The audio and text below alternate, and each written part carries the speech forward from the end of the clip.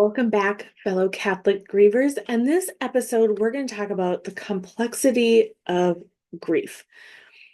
So, welcome, everybody. I am sad that you are here because of the loss or the grief you're going through, but I'm also glad that you're here because that means that you are looking for ways to get help in your grief. So, one of the things that I felt was kind of the hardest thing was that grief is complex. So there are a lot of ins and outs. There's a lot of different things that happen in the grief. And so I just want to talk about a few of those today and kind of what you can do about it. So, one of the first things about grief that I realized pretty quickly on is that it is not a linear thing, right? Like, yes, there might be five stages or there might be seven stages. And then I've even heard that the five stages of grief are really for the person who is dying, who is going through the dying process, that they're going through these kind of end of life reflection things.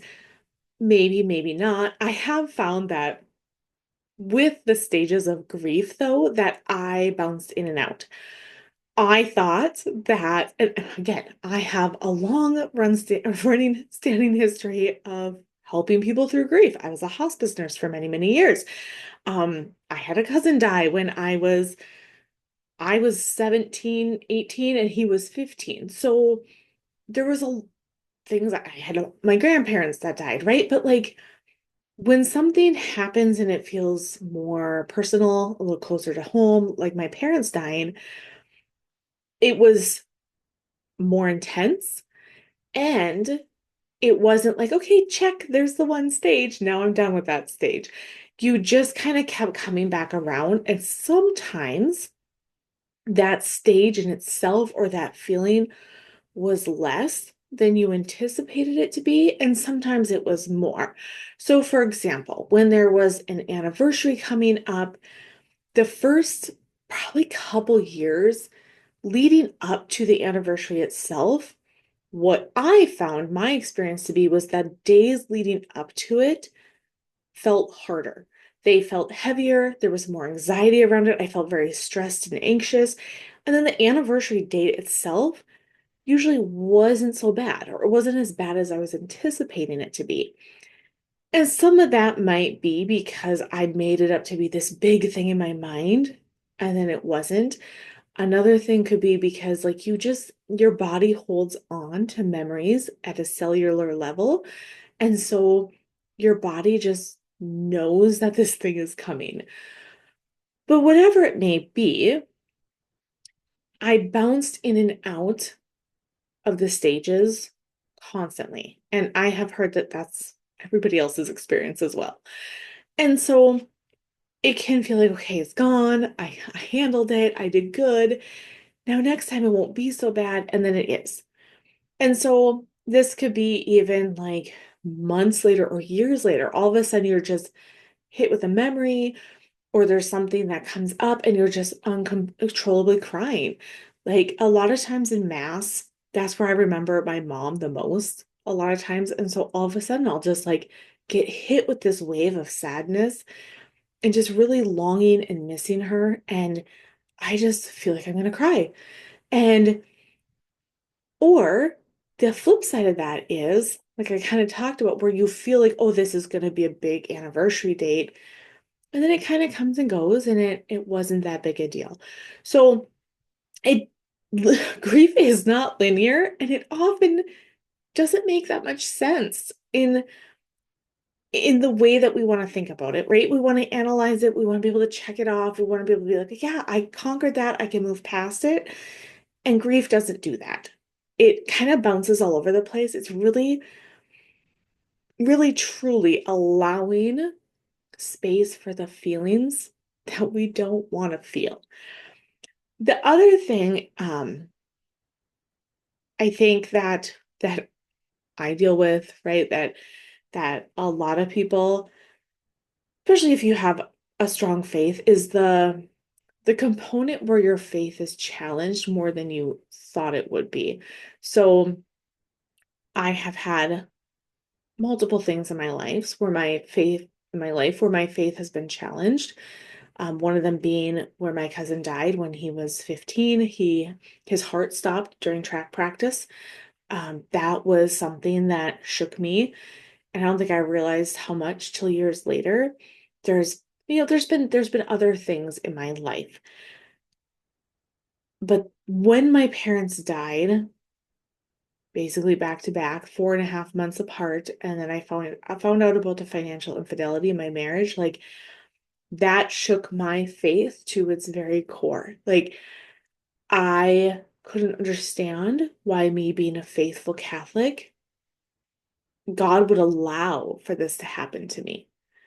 Because I also know intellectually, right? Like God is not punishing me, but God allows things to happen for a reason. And I couldn't see the reason. I couldn't understand it.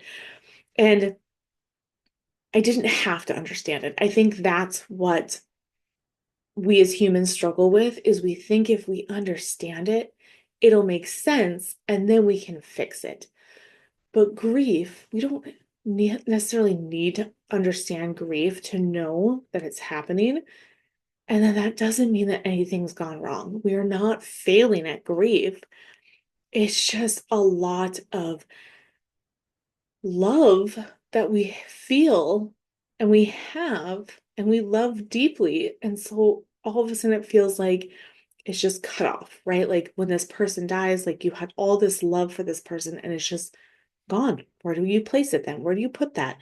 And so I struggled with that a lot, and that added to like the complexity of the grief, right? And then you can add in again all those like stages that kind of come and go with 1 minute you're feeling sad and immense sadness and crying, and then the next minute you're angry that this happened, and the next minute it's like you feel like you're numb, like you've reached your limit of all the feelings and all the tears, and so you can't feel anymore. And then pretty soon you jump into fear of it happening to somebody else, like somebody else in your life is going to die. And what do you do? How do you plan for that?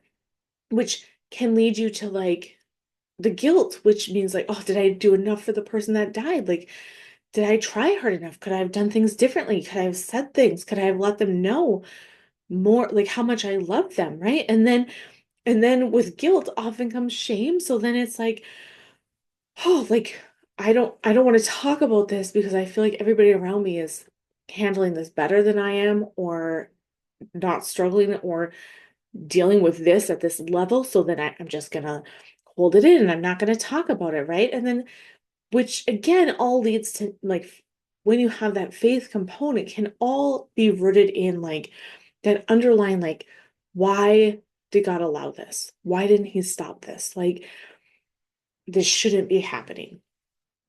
And so bringing it back around to our faith, right? Like all this complexity of emotions and the coming and going of it. And then to you add in the different ways that family members might be grieving differently, or if you had even in a strange relationship with the person who died, like what does that look like now in when they've passed and in death, and maybe there's siblings to deal with, and just so it's just so many layers. And there can feel like this pressure, especially in your faith, like, oh, well, God doesn't give us more than we can handle. And I still like, I trust in God, which, yes, right? Like I did. I never, I never lost, I never stopped believing that there is a God.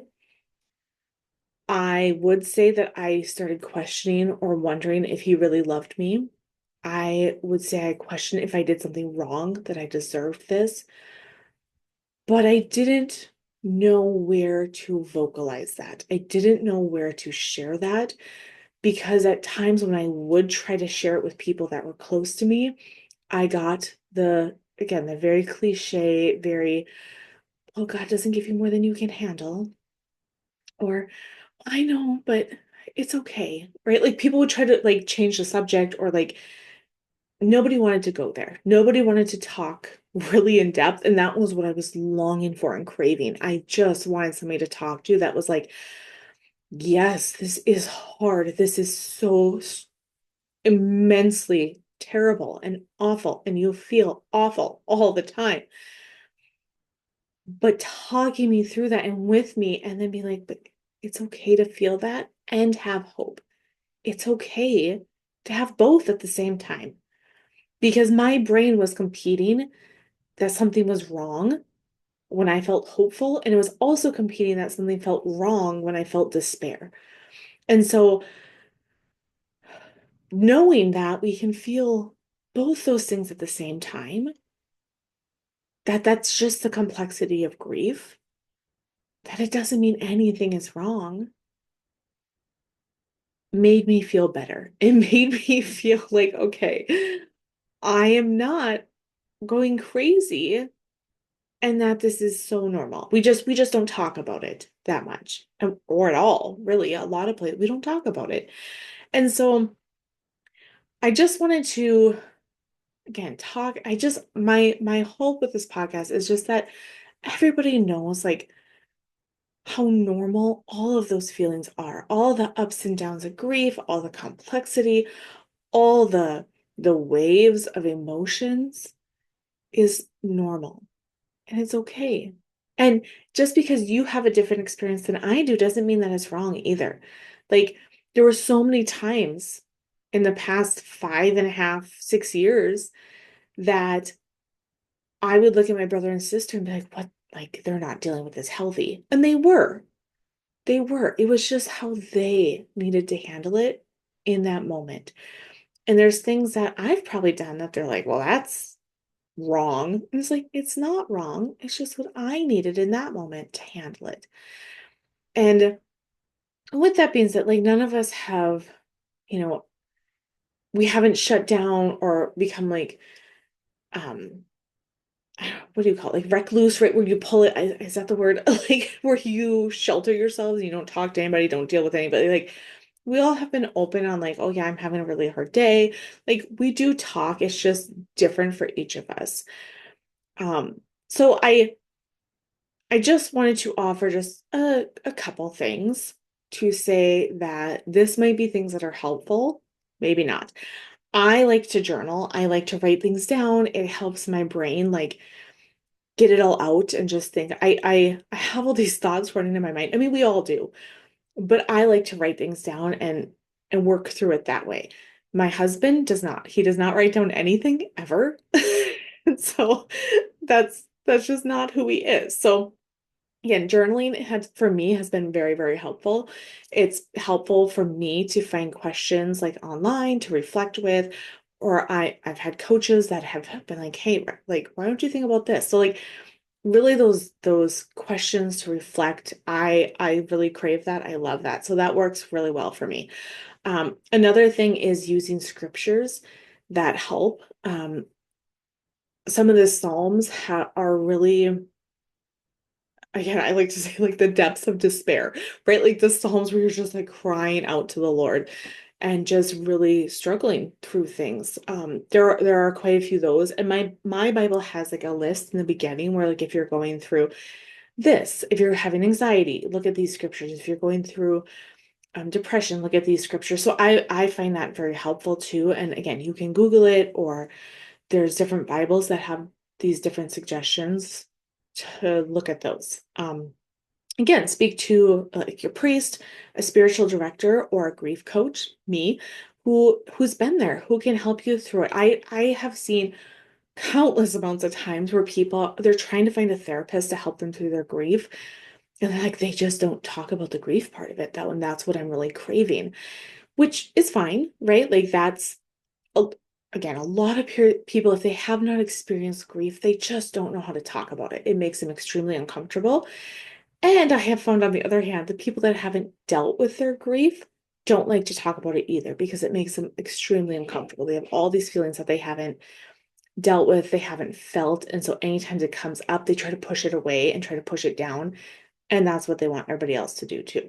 So if you're a therapist or your coach or your spiritual director, like, or your priest, like they just don't have that experience, that's okay. But just know you might need to find somebody else as well. Um, I've had people before that have reached out to me, and once we talk, it's like, yeah, it's just you can feel when it's not really you're not their match, right? Like when there's a different thing that people are going for, a different vibe, whatever you want to call it. You can tell if it's a good fit for you or not. And so it's okay to keep shopping around. A lot of times I see people just be like, well, I tried a therapist and it didn't work. Or I tried a coach and it didn't work. There are so many options out there. It just takes a while to shop around and to look for things, just like when you're looking for clothes, right? Like I don't go to the first store and be like, wow, those jeans didn't fit. I'm never going to wear jeans again.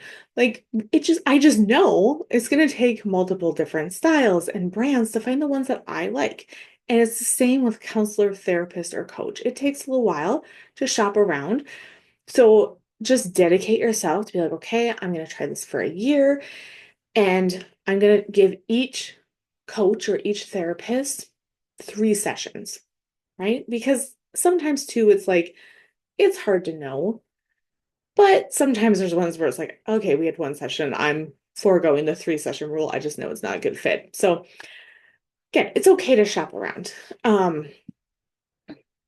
Another thing to offer, suggest is um, attending mass and just really trying to be present. Like if there's a time where you can sneak away and go to a mass without, if you have young kids, to just really, really be present or adoration and just really sitting and again in your mind out loud, whatever, however you, if it's adoration, we hardly have anybody at adoration. It's basically our family during that hour. So it's nice because like if you wanted to talk out loud to Jesus, you certainly can. So, but a lot of times I talk to him in my mind and just to ask for that healing and just that trust and be like, Lord, I don't see it. I don't see why this is happening. I don't see the goodness in this. I don't see how you're going to bring good out of this, but I'm going to trust. I'm going to keep showing up. I'm going to keep coming to mass. I'm going to keep surrendering to you. I'm going to keep giving adoration, my hour to you, because I'm going to trust. So just showing up is a big thing too. And also you can light a candle. There's been times too where I will light a candle, especially in the month of October, not October, November, to remember the dead, right? Like we as a church, we set aside November to remember the dead, our loved ones who have died. So there have been times too where like I'll put up a picture and we'll have like a candle, and we'll light the candle, and we'll say a little prayer for grandpa and grandma every night and all of our other loved ones who have passed away. So that's a way too that you can remember them and bring healing and just have more of a ritual around it, right? Like with our Catholic faith involved in it. Um, and so just kind of as a closing closing comments, remarks, um, that grief doesn't have to be clean, right? It doesn't have to be tidy to be holy. There's so many saints and so many scriptures in the Bible where like we're just calling out to God and he loves us through it. So it doesn't have to be perfect. There were so many times where I thought like, well, I can't pray because it's not perfect. Or I don't know what to say. Or I just don't feel it today, right? And like it doesn't have to be that. Like God sees all of our scars, our hurts, our wounds. And so he wants all of that. All of it. He loves all of us wherever we are. Wherever our heart is, wherever our soul is, he's just waiting for us. So, just to remind you that it doesn't have to be clean and perfect, right? Because it's messy. And to just to stop judging the grief and just start allowing it and listening to it. Just say, okay, today I feel this. Today I feel this, right? And it might even change hour by hour when it first starts. And so just seeing that and allowing it really truly are the first steps for healing and to find hope again.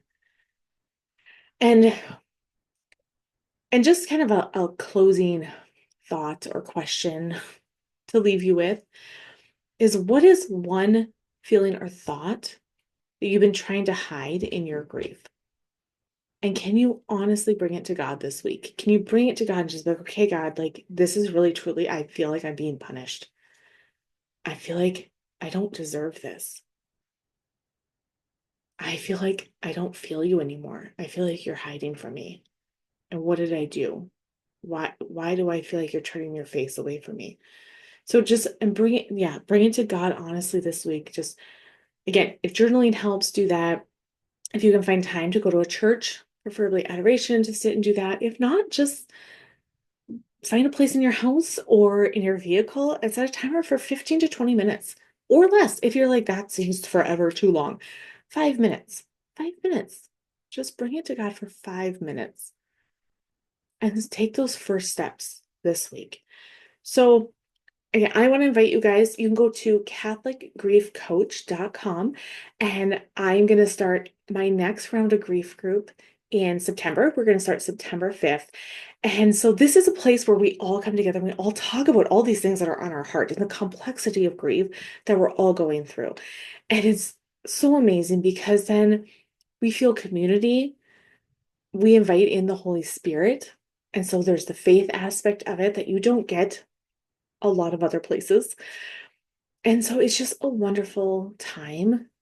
Again, it doesn't mean that the grief is gone. It doesn't mean that you don't have hard days, but it feels more hopeful. There's more hope. You can kind of start to see the light at the end of the tunnel. So catholicgriefcoach.com and sign up to be noticed of when, or notified when that starts. So I'm praying for you guys, and I hope you have the very best possible day that you can. God bless.